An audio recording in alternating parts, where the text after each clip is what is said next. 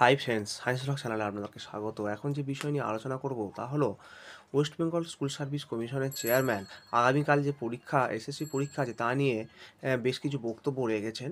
তো সেই বক্তব্য তিনি কি রেখেছেন সেটা আপনারা নিজেরাই একটু দেখে নিন। তবে ভিডিওতে যাওয়ার আগে আপনাদের কাছে একান্তই বলবো যে আপনারা যারা ভিডিওটিকে দেখছেন অবশ্যই করে চ্যানেলটিকে সাবস্ক্রাইব করবেন, ভিডিওটিকে বন্ধুদের মধ্যে শেয়ার করবেন, লাইক দেবেন। তো আসুন দেখে নেওয়া যাক। এবং গুরুত্বপূর্ণ পরীক্ষা তা সে বিষয়ে কিছু তথ্য অবশ্যই জানানো দরকার সংবাদ মাধ্যমকে এবং বিশেষ করে যারা পরীক্ষার্থী তাদের তো বটেই। কারণ অনেক সময় আমরা অনেক কিছু হয়তো ওয়েবসাইটে দিই নোটিফিকেশান, কিন্তু সেটা হয়তো সবাই ঠিক করে দেখেন না, ফলে আপনাদের মাধ্যমে অনেক তথ্য যায়। কারণ আপনাদের আমি অনুরোধ করেছিলাম আগেও যে 10টার সময় যে উপস্থিতি বাধ্যতামূলক এই ব্যাপারটা জানিয়ে দিতে, এবং আমি কৃতজ্ঞ যে অনেক চ্যানেল তারা স্ক্রোল আকারে সেটা দিয়েছে। আমি জানি না এখনও চলছে কিনা, এটা অনুরোধ করব যে আপনারা এটা চালিয়ে যাবেন, যে স্ক্রোল আকারে একদম আজকে রাত অবধি বা কালকে অবধি। আর আজকে আমাদের সাংবাদিক সম্মেলনে এই কথাটা আবার করে বলে দিচ্ছি যে যেহেতু আমাদের অ্যাডমিট কার্ডে প্রাথমিকভাবে লেখা ছিল যে 11টার মধ্যে উপস্থিতি, আর তারপরে আমরা সিদ্ধান্ত নিলাম যে আরেকটু এগিয়ে দেওয়া দরকার, কারণ নিরাপত্তাজনিত যে তল্লাশি হয় তার জন্য আরও সময় লাগতে পারে, সেজন্য 10টার সময় উপস্থিতি। এটা আমরা প্রত্যেক পরীক্ষার্থীকে অনুরোধ করছি এবং আপনাদের মাধ্যমে সে অনুরোধ আশা করি তারা পেয়ে যাবেন, আমার বার্তা পৌঁছে যাবে। তা এটা একটা খুব গুরুত্বপূর্ণ দিক। মোট পরীক্ষার্থীর সংখ্যা আপনাদের আগেও বলেছি আমি, দুটো পরীক্ষা মিলিয়ে 5,65,000-এর মতন। তার মধ্যে 3,19,919 এই সংখ্যাটা হচ্ছে আগামীকাল যে পরীক্ষাটা হতে চলেছে।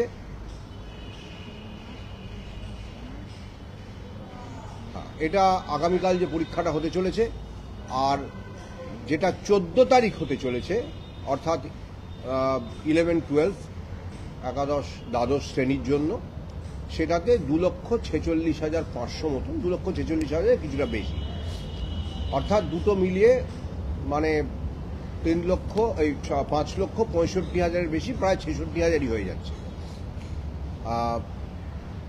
এটা গেল পরীক্ষার্থীর সংখ্যা। কালকে মোট যে পরীক্ষা কেন্দ্র আছে সেটা 636টি কেন্দ্র, এটা আমি আগেও বলেছি, এবং 14 তারিখে 478টি কেন্দ্র। এটা আপনারা অনেকে হয়তো সেটা কাগজে লিখেছেন বা আপনাদের বৈদ্যুতিন মাধ্যমে আপনারা দেখিয়েছেন। এটা গেল পরীক্ষা কেন্দ্র। এরপরে আরও একটু খুঁটিনাটিতে আমরা আসতে পারি, যে তথ্য যেটা আপনাদের হয়তো মনে হতে পারে যে এটা প্রয়োজনীয়, যে পরীক্ষাটা নিশ্চিতভাবে সুরক্ষিত করতে বা পরীক্ষার সুরক্ষা নিশ্চিত করতে আমরা যেসব বন্দোবস্ত নিয়েছি তার কিছু কিছু আমি আলোচনা করে দিচ্ছি।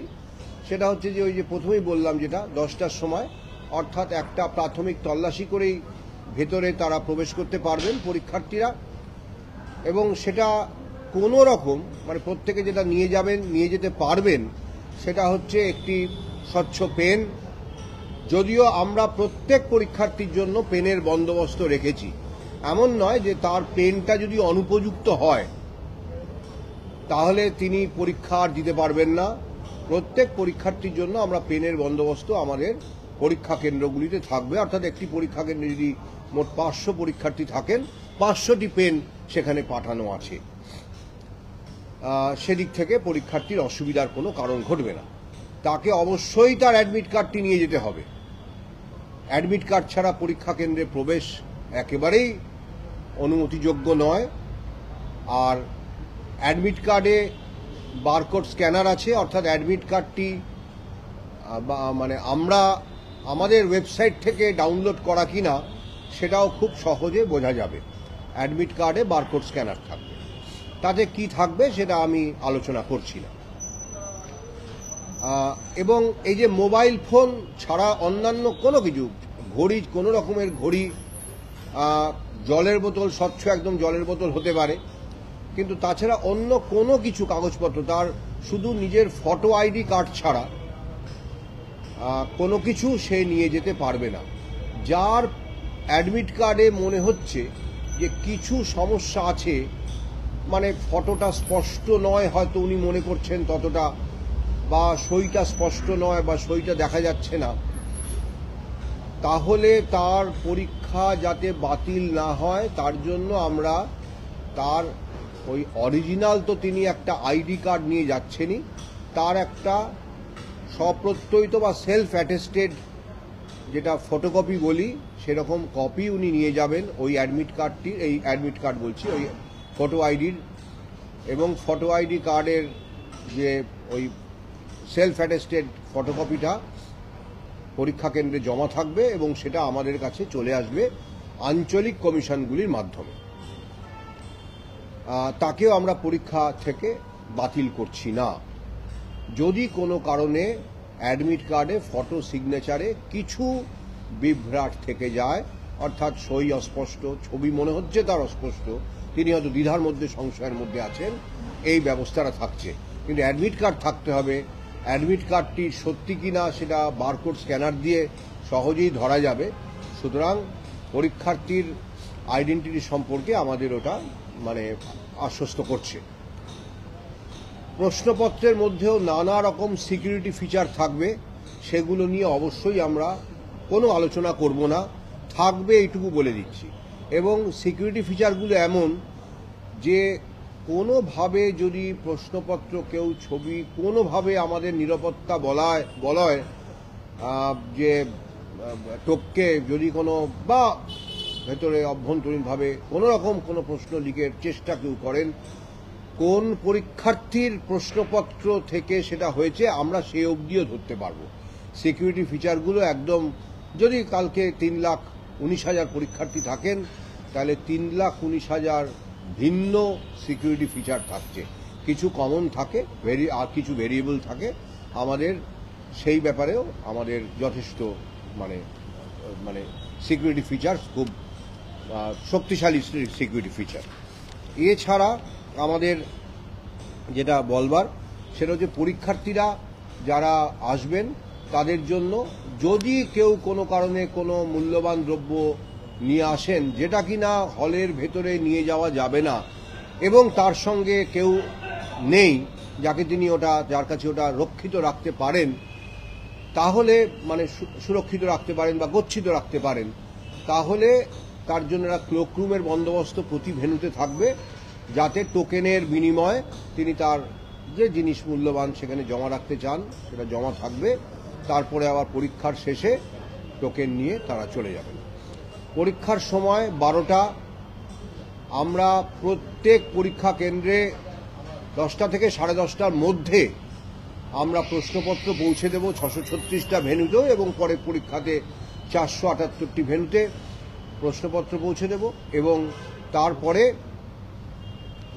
পরীক্ষা কেন্দ্রে প্রশ্নপত্র বিতরণ শুরু হবে মোটামুটি 11:45 নাগাদ। তারপরে ওরা শুধুমাত্র নিজেরা ওই নিজেদের যে রোল নাম্বার বা অন্যান্য যেটা পরিচিতি, যেটা মানে ওএমআর উত্তরপত্রে লিখতে হয় সেটা তারা লিখবেন, কিন্তু কোনো মতেই প্রশ্ন দেখতে পারবেন না, কেন সেটাও সিল করা থাকবে। প্রত্যেক উত্তরপত্র এবং প্রশ্নপত্র, মানে প্রশ্ন যেটা পুস্তিকা, সেটা একটি প্যাকেটের মধ্যে থাকবে।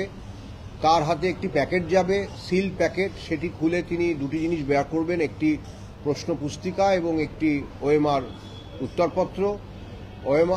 প্রশ্ন পুস্তিকাটি তখনও সিল করাই থাকবে, তিনি শুধু প্রথম পাতায় যেখানে যেখানে তার রোল নাম্বার লিখতে হয় উনি ওটা বাড়ি নিয়েই চলে যাবেন, যেটুকু লেখবার লিখবেন, এবং অবশ্যই উত্তরপত্রটি ঠিক মতন পূরণ করবেন শূন্যস্থানগুলো। বিশেষ করে আমরা বলেই রাখছি যে 1 থেকে 5 এটা অত্যন্ত গুরুত্বপূর্ণ। ওএমআর উত্তরপত্রের মধ্যে 1 থেকে 5 যদি কেউ পূরণ না করেন, সব জায়গার ক্ষেত্রেই প্রযোজ্য, প্রত্যেকটি যেখানে যেখানে পূরণ করতে হয়, তবুও বিশেষ করে 1 থেকে 5-এর কথা বললাম, যে পূরণ না করলে তার উত্তরপত্রটি দেখা যাবে না, ওটাই বাতিল বলে গণ্য হবে। ফলে আমাদের এই ব্যাপারে প্রত্যেক পরীক্ষার্থীকে সতর্ক থাকতে হবে। শুধু 1 থেকে 5 নয়, প্রত্যেকটিই তিনি করবেন, তিনি সই করবেন। সেটি যিনি পরীক্ষা কেন্দ্রের ইনভিজিলেটর আছেন তিনি দেখে নেবেন, তিনিও সই করবেন, পরীক্ষার্থী সই করেছেন কিনা দেখে নেবেন। এটি ইনভিজিলেটরের কর্তব্যের মধ্যে পড়ে। আর যেটা বললাম যে প্রশ্নপত্রের মধ্যে বা উত্তরপত্রের মধ্যে এমন সিকিউরিটি ফিচার থাকবে বা প্রশ্নপত্রের মধ্যেও এমন সিকিউরিটি ফিচার থাকবে, যদি কেউ প্রশ্নপত্র যদি কেউ মানে কোনোভাবে কপি করবার চেষ্টা করেন, তাহলে সেটি কে করেছেন সেটিও আমরা কিছুক্ষণের মধ্যেই জানতে পারবো। সিকিউরিটি ফিচারটি যথেষ্ট শক্তিশালী, ফিচারগুলি সব কিছুতেই থাকে একটা সিকিউরিটি ফিচার। ওএমআর শিটে তুমি ফিল আপই করছেন এই আর কি। আর ওএমআর শিট ফিল আপ করার আগে তো তার কোনো থাকে না, গুরুত্বও থাকে না। আচ্ছা, লিখতে শুরু করবেন 12টার থেকে, ওই যে বললাম তখনই উনি সিলটা প্রশ্নপত্র খুলে তখন তিনি লিখতে শুরু করবেন, অর্থাৎ উত্তর লিখতে শুরু করবেন। তার আগে যে প্রয়োজনীয় যেটা করবার সেই কাজটা করবেন। তা মোটামুটি এইগুলোই আমার বলবার ছিল। আর আমাদের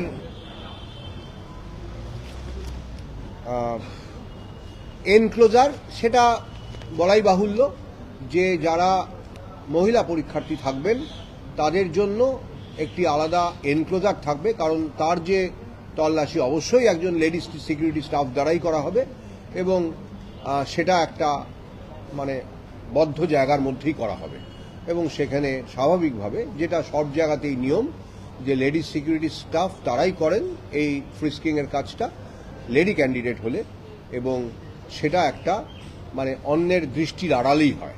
এটা সর্বত্রই হয়, এটা নতুন করে বলবার কিছু নেই। তো সেরকম একটা এনক্লোজারও ভেন্যুগুলোতে করা হয়েছে। তল্লাশি অবশ্যই ডিটেক্টর থাকবে, মেটাল ডিটেক্টর থাকবে। তা এই মোটামুটি প্রাথমিকভাবে আপনাদের জানানোর। এর বাইরে খুব বেশি তথ্য নিয়ে আমি আজকে আলোচনা করব না, আমার ব্যস্ততাও আছে। তবুও যদি মনে হয় যে কিছু মিস করে গেছি, জানার প্রয়োজন, যে পরীক্ষার্থীদের জানার প্রয়োজন, বিশেষ করে এটা কারোর কৌতূহল মেটানো না, পরীক্ষার্থীদের জানার প্রয়োজন, এরকম যদি কোনো কিছু জানবার থাকে একটু প্রশ্ন করুন। কন্ট্রোল রুমের নাম্বারগুলো এখন শেয়ার করছি না, আমরা ওয়েবসাইটে কন্ট্রোল রুমের নাম্বার দিয়ে দেবো প্রত্যেকটি, যেটা আমাদের শিক্ষা দপ্তরের কন্ট্রোল রুম, আমাদের কন্ট্রোল রুম, প্রত্যেকটি আমরা ওয়েবসাইটে কিছুক্ষণের মধ্যেই দিয়ে দেবো। অবশ্যই এটা যে এই যে মোবাইল ফোনের কথা আমি বললাম বা কোনো রকম ইলেকট্রনিক ডিভাইস যেটা নিয়ে পরীক্ষার্থী ঢুকতে পারবেন না, ইনভিজিলেটর ভেন্যু ইনচার্জের ঘরে, ইনভিজিলেটর কেন, আমি যদি কোনো পরীক্ষা কেন্দ্র ভিজিট করি, ঘুরতে যাই, কোনো আঞ্চলিক চেয়ারপারসন, আঞ্চলিক কমিশনের চেয়ারপারসন যদি যান, কোনো শিক্ষা দপ্তরের কর্তা ব্যক্তিও যদি যান, তিনি ভেন্যু ইনচার্জের ঘর অবধি মোবাইল নিয়ে যেতে পারবেন। ভেন্যু ইনচার্জকে অবশ্যই তার সঙ্গে মোবাইল রাখতে হবে, তবে নট ইন হল। হলের মধ্যে তিনিও মোবাইল নিয়ে প্রবেশ করবেন না, কারণ ভেন্যু ইনচার্জ, অবজারভার, এদের তো মোবাইল ফোন সঙ্গে রাখতেই হবে, কারণ কখনো কোনো তাদের প্রয়োজন হবে আমাদের সঙ্গে যোগাযোগ করবার বা আমাদের প্রয়োজন হতে পারে তার সঙ্গে যোগাযোগ করবার। সুতরাং এটা তাদের মোবাইল ফোন থাকতেই হবে। কিন্তু তিনি যদি মনে করেন আমি এটা হলে যাব, না যাওয়াই হয়তো বাঞ্ছনীয়, যদি মনে করেন যাব, তাহলে সেটি মোবাইল ফোনটি নিজের ওই ঘরে রেখে তবেই যেতে হবে। সেটা আমার ক্ষেত্রে প্রযোজ্য। কন্ট্রোল রুম না আজকে ফাংশন করবে না, কালকে সকালে আমাদের কন্ট্রোল রুম ওটি সকাল 8টা, 8:30 থেকে এরকম সময় থেকে ফাংশন করবে, ওয়েবসাইটে লেখা থাকবে। তবে শিক্ষা দপ্তরের ব্যাপারে আমি বলতে পারছি না, ওদের কাছ থেকে একদম ডিটেইলড ইনফরমেশন পেলে সেটা আমরা বলে দেব। না না, হলে প্রশ্নই নেই, কোনো হলে প্রশ্নই নেই।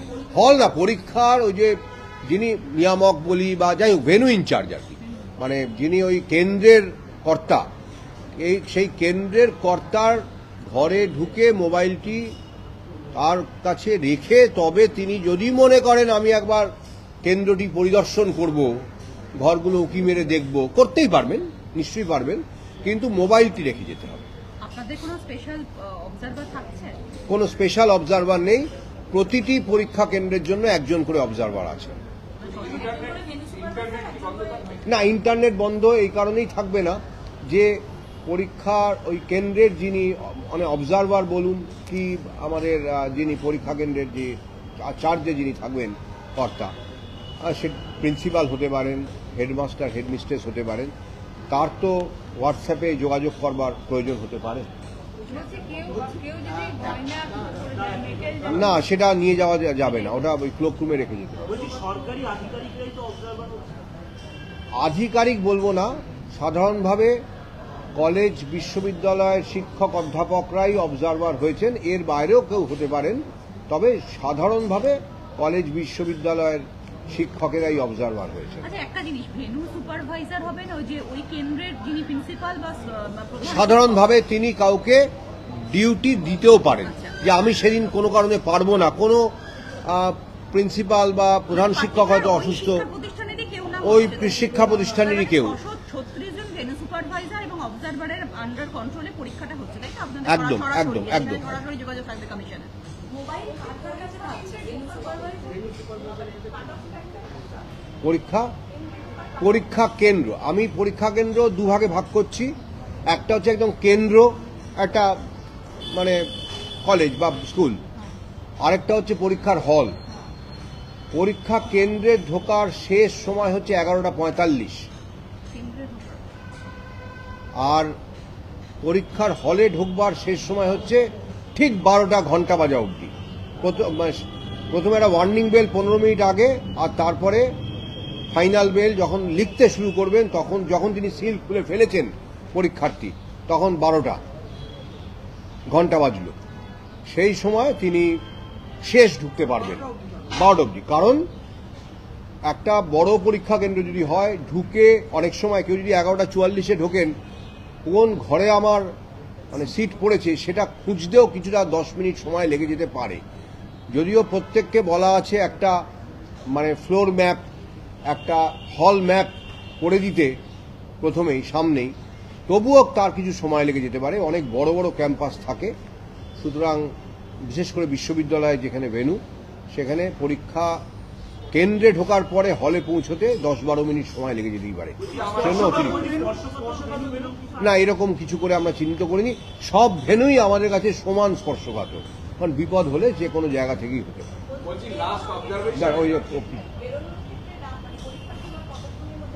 না, পরীক্ষা একদম শেষ হবার অর্থাৎ 1:30 অবধি সাধারণদের জন্য, আর 2টো অবধি যারা মানে ভিজুয়ালি চ্যালেঞ্জ ক্যান্ডিডেট, বিশেষভাবে সক্ষম দৃষ্টির দিক থেকে, এবং আমাদের যদি কারো লিখতে অসুবিধা হয়,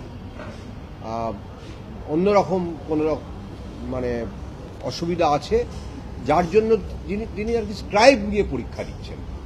স্ক্রাইবের বন্দোবস্ত এটাও বলে দেওয়া ভালো, কারণ আমাদের প্রত্যেকের জন্য একজন করে স্ক্রাইব, তারা যারা চাইবেন, যিনি এলিজিবল স্ক্রাইব পেতে যোগ্য, তাদের জন্য যে স্ক্রাইবের বন্দোবস্ত এটা যে করা হচ্ছে, তারা পারমিশন নেবেন গিয়ে আঞ্চলিক কমিশনগুলিতে, যে কোনো আঞ্চলিক কমিশনে। আগে নিয়ম ছিল যে আমার যদি নর্দার্ন রিজিয়নে সিট পড়ে, কোনো কারণে আমি হয়তো নর্দার্ন রিজিয়নে পরীক্ষা দেব, কিন্তু আমি এইখানে আপাতত বসবাস করি, তা পরীক্ষার আগে আমি হয়তো চলে যাব, তা আমি পারমিশন নেবার সময় আমি হয়তো সাউথ ইস্টার্ন রিজিয়নে বা সাদার্ন রিজিয়নে গিয়ে অনুমতি নিলাম, সেটাও আমরা এবারে অনুমতি দিয়েছি। স্ক্রাইবকে সঙ্গে নিয়ে যেতে হতো, সেটাও এবারে নিয়ে যেতে হয়নি। স্ক্রাইবের যে ডকুমেন্টগুলো নিয়ে যেতে হয়েছে সেটা, তাছাড়া যেটা বন্দোবস্ত করেছি, অনুরোধ করেছি, যদি কেউ, অবশ্য সে সময়টা পেরিয়ে গেছে, এখন আজকে আর সম্ভব নয়, যদি নির্দিষ্ট সময়ের মধ্যে কেউ আবেদন করে থাকেন যে আমরা স্ক্রাইব জোগাড় করতে পারছি না, যিনি আমার সঙ্গে গিয়ে সেদিন 3 ঘন্টা বা 2 ঘন্টা, 3 ঘন্টাই হচ্ছে, কারণ আমি 11টার মধ্যে ঢুকছি বা 11:30টায় ঢুকছি, আর হয়তো 2টো পর্যন্ত থাকছি বা 2:15 অবধি থাকছি, এই সময়টা আমার সঙ্গে কাটাতে চাইবেন, তা এরকম যদি বন্দোবস্ত না করতে পারেন, তাহলে আমার কাছে মানে আমাদের কাছে অর্থাৎ কমিশনের কাছে তিনি আসবেন, আঞ্চলিক কমিশনের কাছে। ভেন্যু আঞ্চলিক কমিশন তার জন্য একজন যিনি যোগ্য, তার বন্দোবস্ত করে দেবে। অর্থাৎ যোগ্যতার এখানে মাপকাঠি হচ্ছে, যদি নবম দশমের পরীক্ষা হয়, যার ন্যূনতম যোগ্যতা মান হচ্ছে গ্র্যাজুয়েট হওয়া। গ্র্যাজুয়েট নন এমন কেউ, অর্থাৎ প্রথম বর্ষে পড়তে পারেন, সদ্য হায়ার সেকেন্ডারি দিয়েছেন বা দেবেন, একাদশ শ্রেণীতে পড়েন, এরকম হতে পারেন, তিনি স্ক্রাইব হওয়ার যোগ্য, এরকম একজনের বন্দোবস্ত করা হয়েছে। এবারে কেউ যদি সেটা অনুমতি চেয়ে থাকেন যে আমি বন্দোবস্ত করতে পারিনি, আর একাদশ দ্বাদশ হলে সেটা ম্যাক্সিমাম গ্র্যাজুয়েট, অর্থাৎ one level below the minimum qualification. এটা গুরুত্বপূর্ণ প্রশ্ন নিশ্চয়ই। একটা প্রশ্ন আচ্ছা, এদিক থেকে কেউ আসছিল। আচ্ছা, বেরোনোর সময়টা ওই যে পরীক্ষা শেষের পরে না টয়লেট যাওয়া, দেখুন আজকে সেইটা তো একেবারে মানে এরকম ওরম বারণ করা যায় না।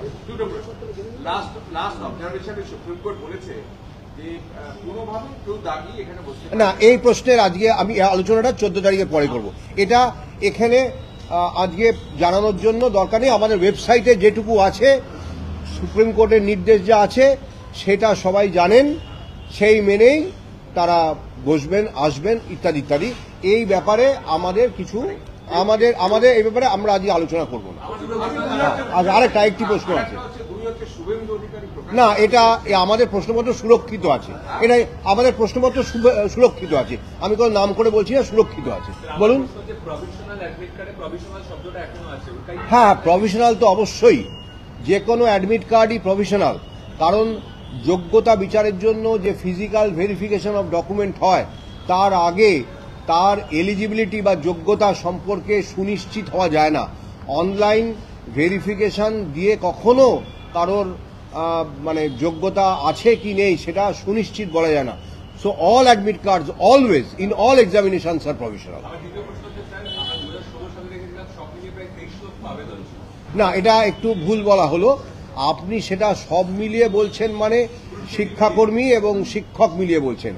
আগের বারে শিক্ষক নিয়োগের পরীক্ষায় 2,90,000-এর কিছু বেশি মোট পরীক্ষার্থী ছিলেন, অর্থাৎ সেক্ষেত্রে একাদশ দ্বাদশে বেশি ছিল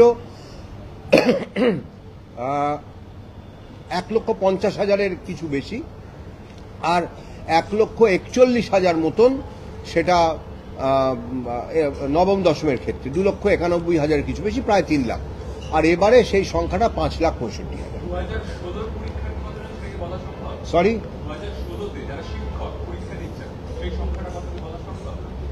না, সেই সম্পর্কে বিস্তারিত তথ্য মানে আমি নিখুঁতভাবে দিতে পারবো না, তবে প্রায় সবাই আবেদন করেছেন, এটা আমি জানি। আচ্ছা, ইনভিজিলেটরের সংখ্যা কত হবে ঘরে? না, সেভাবে কোনো ইনস্ট্রাকশন কারণ নেই যে ব্ল্যাঙ্ক সাবমিট করা যাবে না, একটা গোল দিয়ে সাবমিট করলেই সেটি খুব মানে যোগ্য একটা ওএমআর হবে, এরকম কোনো ইনস্ট্রাকশন নেই। না না না, এটা অ্যাডমিট কার্ড এবং গাইডলাইন যা আছে না, সেটা ওএমআর বাতিল তো আমাদের লেখা আছে, অ্যাডমিট কার্ডে যা লেখা আছে বা ওএমআর শিটে লেখা থাকবে, প্রশ্নপত্রগুলি প্রশ্ন পুস্তিকাতে লেখা থাকবে। হ্যাঁ, ইনভিজিলেটরের সংখ্যা প্রতি 25 পিছু একজন, এরকমই মোটামুটি থাকবে।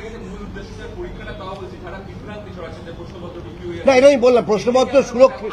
না, আমাদের সুরক্ষিত আছে। না না, আমাদের প্রশ্নপত্র সুরক্ষিত আছে, এইটুকু বলবো, আর কিছু বলবো না। পরীক্ষার পরে আপনারা সবাই বুঝতে পারবেন। আমি বলতে পারবো না, ওই নিয়ে আমরা কোনো মন্তব্য নেই। না, এটা বললাম তো। বলুন। ইংলিশে বলছি, বলুন কি জানতে চান, please ask a specific question.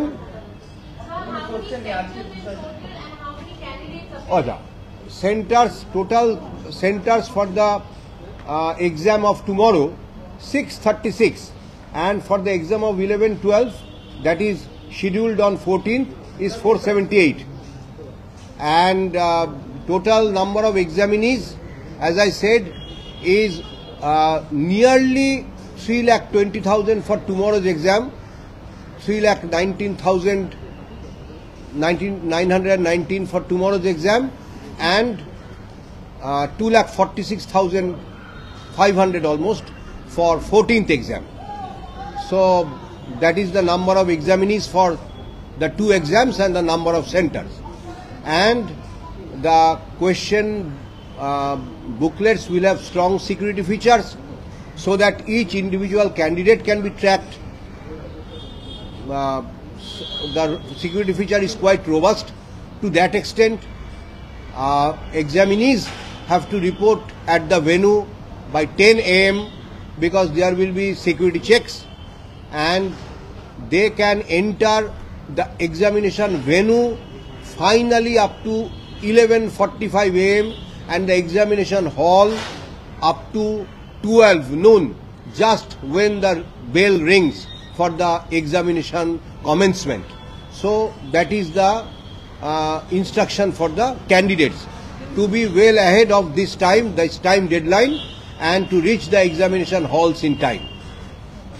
Sir একটা বিষয় হচ্ছে যদি আগামীকাল কেউ প্ল্যাকার্ড নিয়ে পরীক্ষা কেন্দ্রে না, প্ল্যাকার্ড নিয়ে পরীক্ষা কেন্দ্রে ঢোকবার তো আমাদের কি নিয়ে ঢোকা যাবে সেটার ব্যাপারে একটা সুনির্দিষ্ট নির্দেশিকা আছে, যেটা হচ্ছে একটি ট্রান্সপারেন্ট প্লাস্টিক ফোল্ডারে তার ফটো আইডি কার্ড, তার অ্যাডমিট কার্ড, তার পেন এবং একটি স্বচ্ছ জলের বোতল। পেনটি হতে হবে ট্রান্সপারেন্ট বা স্বচ্ছ পেন। তার পেনটা যদি সেই মতন না হয় পেনটিকে ফেলে দিতে হবে। পেনের জন্য ক্লোক রুম থাকবে না, এবং আমরা হল থেকে তাকে একটি পেন দেব।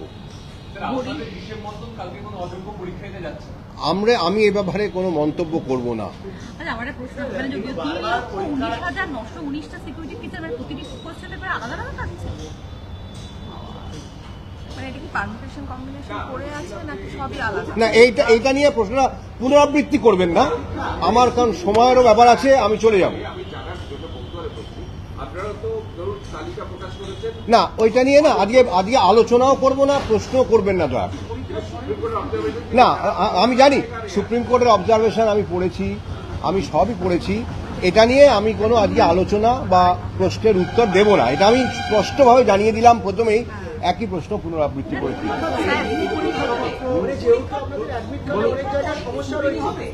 পরীক্ষার পরে কিসের স্টুডেন্ট বলছে না, দাঁড়ান, ওখান থেকে প্রশ্ন করছে, আমি এদিকে তাকিয়ে ওখানে প্রশ্নের উত্তর দিতে পারি।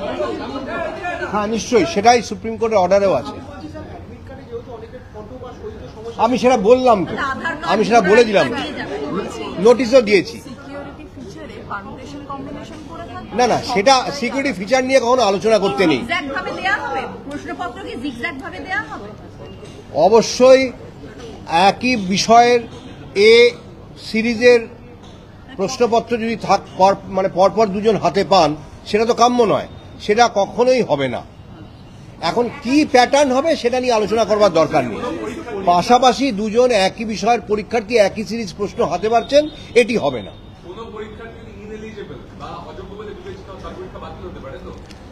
পরে যে কোনো ব্যাপারে ইনএলিজিবিলিটি, সেটা আমি বললাম। আপনি যারা প্রশ্ন করলেন যে অ্যাডমিট কার্ড প্রভিশনাল কেন, সেখানেই বললাম যে all admit card in all examinations are always provisional.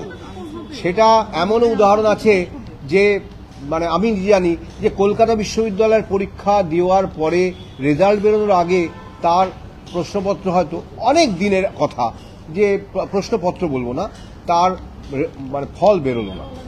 হ্যাঁ, কারণ দেখা গেল তার কোনো একটা গন্ডগোল ছিল, এলিজিবিলিটিতে গন্ডগোল ছিল। কিন্তু সেটা কথা নয়, সমস্ত পরীক্ষার্থীর ব্যাপারেই এটা সবসময় প্রযোজ্য, আর বিশেষ করে এই ধরনের প্রতিযোগিতামূলক পরীক্ষার ক্ষেত্রে তো বটে। ঠিক আছে, বাস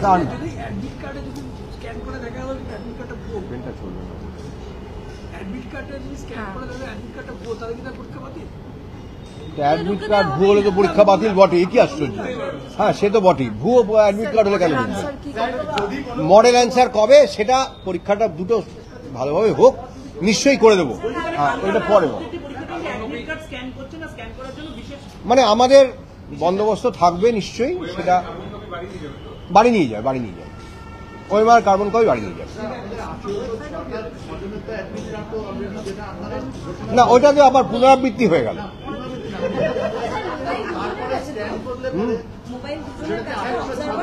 হ্যাঁ, ইয়েতে দুজনের কাছে থাকবে পরীক্ষা কেন্দ্রে, কেন্দ্রে, হলে নয়। পরীক্ষা চলাকালীন আপনি বলছিলেন যে কোয়েশ্চেন পেপারকে যদি ছবি তুলে বাইরে পাঠায়, যদি বাইরে যায় আপনারা কতক্ষণের মধ্যে আইডেন্টিফাই করতে পারবেন? কতক্ষণে বলতে পারবো না, হাতে 8 ঘন্টা। 8 ঘন্টার মধ্যে। কিন্তু এটা হবে না বলেই আমাদের ধারণা, সেটা কাম্য নয়। আর কালকে কখন আসবো? কালকে আসা কি উচিত? কালকে কালকে কেন আসবেন? পরীক্ষার শেষে আবার কি দরকার? আমি আচ্ছা এখন লাইভ নেই তো, লাইভে আছে, তাহলে আমি না কালকে এখন বলতে পারছি না, আগে পরীক্ষাটা হোক।